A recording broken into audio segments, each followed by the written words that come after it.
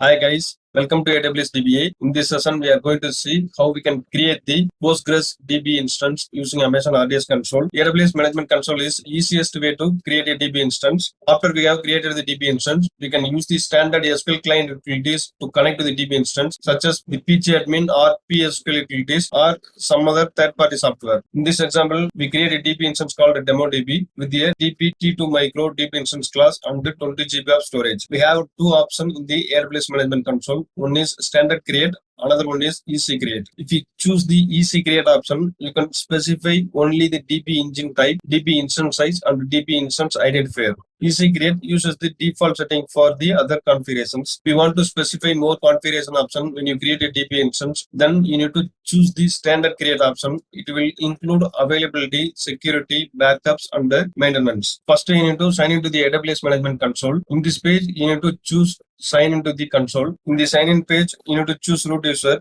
Then you need to choose root user email address. The security check page, you need to type the characters seen in the image.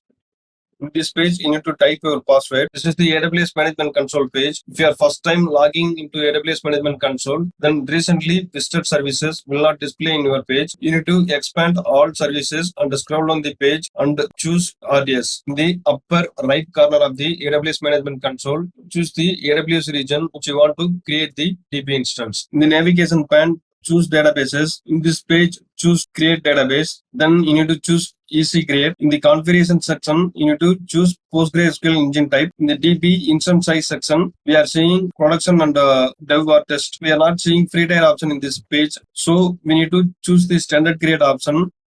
In the version section, we need to change the 2.7. Now free tier is enabled. Again, we need to select easy create.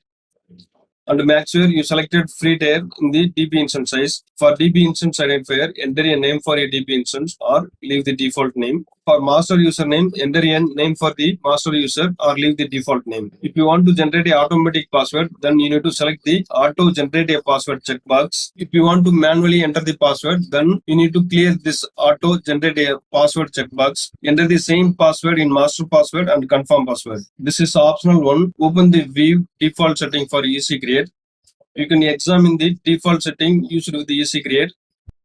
The editable after database creation column shows which option you can change after database creation. If it is no, then you can't change the values after database creation. If it is yes, then you can change the values after database creation. Then choose create database.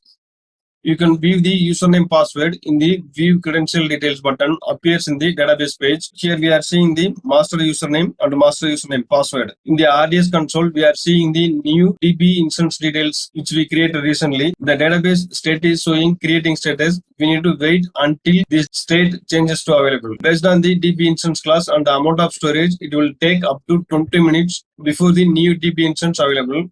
Once database state changed to available, then we can connect the database.